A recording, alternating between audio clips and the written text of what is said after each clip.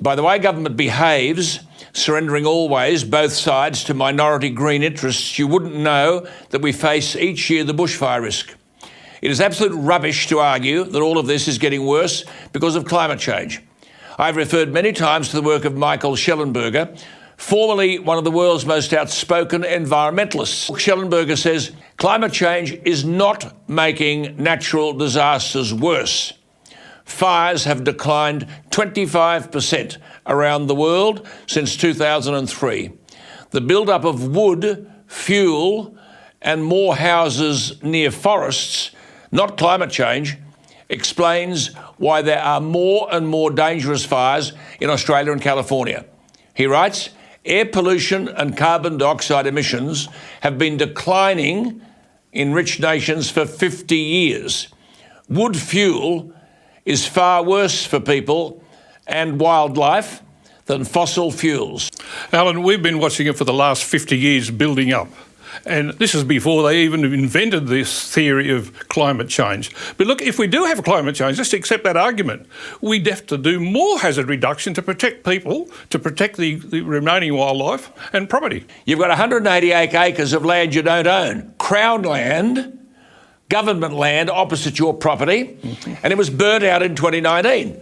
And the regulations imposed by local, state and federal authorities virtually for someone like you not to remove fuel hazards, so the plant growth accumulates. First of all, there's 3 government departments responsible for this land, and none of them want to take responsibility. But the principal one in this case at the moment is Hawkesbury City Council. They are the official land manager for the Crown lands in our area, and they have complete power to go in and clear it. And they have recently said, it was burnt in 2019. We won't be doing it for years. But the growth is now thicker on the ground. The underbrush, the kindling, is thicker now than it was in 2019, and they are ignoring it. Now, the RFS too, the administration, not the volunteers, but the administration, yes. The white shirts have been growing. There's the best part of 1,000 of them now. They have the power to order the council to get in there and clear the undergrowth, at least along the main road, which will be closed if the fire comes again. And the RFS are refusing to do that. I have written to the Minister for Emergency Services, and he has ignored me. I have written to the Commissioner, Bob Rogers, and I have an acknowledgement from him 4 months ago. He will attend to it and get back to me. No answer. This is amazing. Well, I think the key thing to it is very, very basic too, is the chiefs in the RFS generally live in suburbia. They administer from suburbia, and they don't live next to it like we do. The risk could easily be reduced, couldn't it, by just slashing or mulching, at least around the perimeter.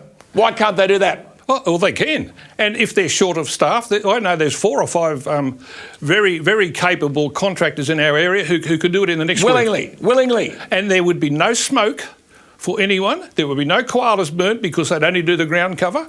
Everything would be beautiful. These bureaucrats, of course, think that you're an environmental vandal. We can't let you loose in there. You'll destroy things. I mean, this is a nonsense argument. If the fuel you can't have a fire without fuel. And if the fuel reduction occurs, done by a machine, or as you heard Martin say, slashing, no smoke, no risk of any fire escaping, and it could be done by local contractors. And also, Alan, no volunteer firefighters busting their guts and potentially getting killed. Now, this is a very, very good point. I want to amplify that. So, in other words, as a result of the failure of governments, local, state, and bureaucrats, Rural Fire Service, those in the starch shirts, refusing permission to backburn, a responsible backburn, suddenly then there are bushfires. Who pays the price? These wonderful volunteers who leave their families at home, put their lives at risk to cover up, to compensate for the mistakes that the bureaucrats and government have made.